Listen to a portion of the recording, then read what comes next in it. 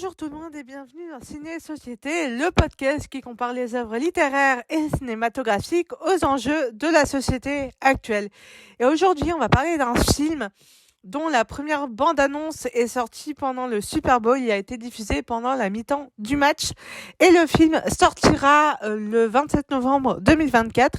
Il s'agit de Wicked, réalisé par John M. Chu, qui est une adaptation du roman Wicked de Gregory Maguire, publié en 1995, édité en France chez Brajlon. Brajlon, c'est le leader sur le marché de la littérature imaginaire. Et c'est une comédie musicale jouée à Broadway depuis 2003.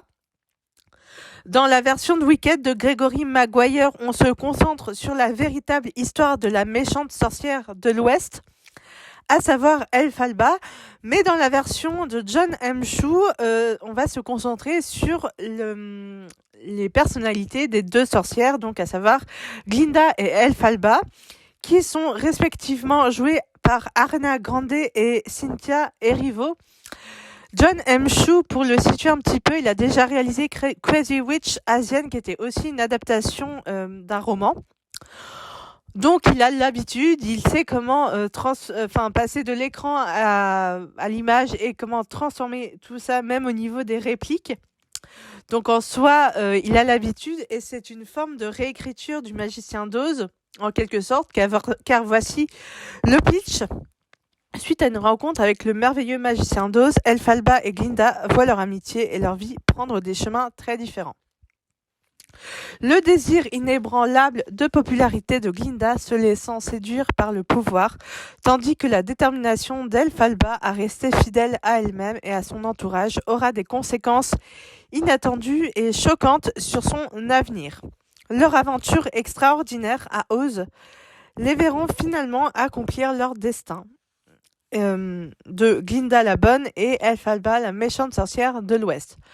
Donc ce film promet d'être cool, très cool, surtout que s'ils ont mis Ariana Grande dans un des rôles principaux, j'imagine que c'est parce qu'elle a une bonne fanbase.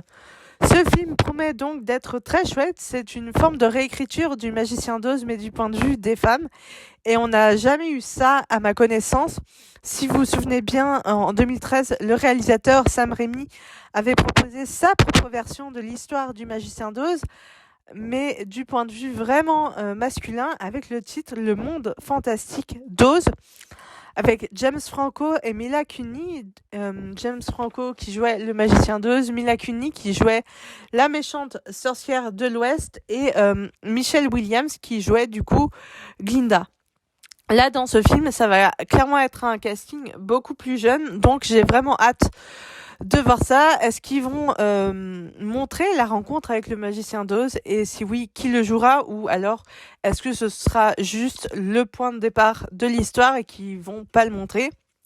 Je ne sais pas, mais j'ai hâte de le découvrir. La base de l'histoire, donc, ça reste Le Magicien d'Oz, une histoire écrite par L. Frank Baum, publiée en 1900 et adaptée au cinéma dans de nombreuses versions, ce qui fait perdurer l'histoire au fil des siècles. C'est un classique de la littérature jeunesse qui perdure donc vraiment la littérature change le monde et la preuve avec Le Magicien d'Oz puisque c'est une histoire qui est tout le temps rééditée et qui n'arrête pas de toucher des publics au fur et à mesure des siècles et des années. Pour en revenir au film, je suis allée voir si on avait des petites infos croustillantes. Et en fait, fin janvier, le réalisateur John Chu a dévoilé sur son compte Instagram que plusieurs des performances musicales ont été enregistrées en live et non en studio.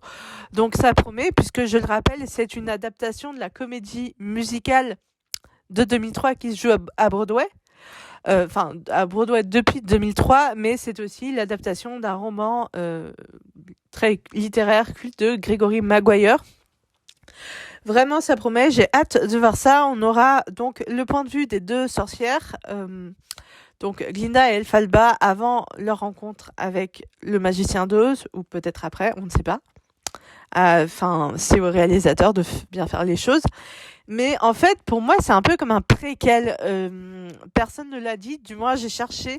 Et vraiment, personne n'a qualifié ça de préquel, mais pour moi, c'est vraiment un préquel, puisque ça se passe bien avant la rencontre avec Dorothy et avant que le magicien d'Oz ne devienne le magicien d'Oz de l'histoire de Dorothy. Vraiment, j'ai hâte de voir ça. J'ai hâte de voir ce que ça va donner Ariana Grande dans un film parce que on la connaît uniquement en tant que chanteuse. Je la connaissais un peu en tant qu'actrice avec la série Victorious qui était diffusée sur Nickelodeon, pardon, au début des années 2000, mais en réalité pas tant que ça.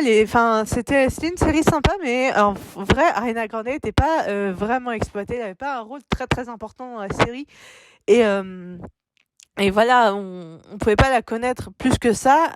Là, on la connaît un peu plus en tant que chanteuse avec ses albums, avec le fait qu'elle soit très très présente sur les réseaux sociaux, qu'elle ait une bonne fanbase. Donc j'ai hâte de la découvrir en tant qu'actrice. J'ai hâte de voir ce que ça va donner au cinéma et j'espère aussi que le film sera diffusé au cinéma et non pas sur une plateforme de streaming puisque ce sera pas du tout, c'est pas du tout la même sensation que ce soit au cinéma ou sur les plateformes. En tout cas, n'hésitez pas à me dire ce que vous en avez pensé. S'il y a une morale à cette histoire, c'est peut-être le fait qu'il faut faire les choses avec son cœur. C'est la morale de l'histoire de Dorothy dans le texte du Magicien d'Oz et c'est la morale de l'histoire du Magicien d'Oz dans la version de Sam Raimi.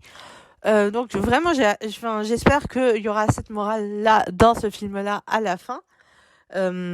Et voilà. Et en attendant, prenez soin de vous, cultivez-vous et surtout lisez le livre, relisez Le Magicien d'Oz puisque ça montre bien que la littérature change le monde. Et sur ce, je vous retrouve très bientôt pour un prochain sujet, une prochaine morale. Et en attendant, prenez soin de vous. Ciao!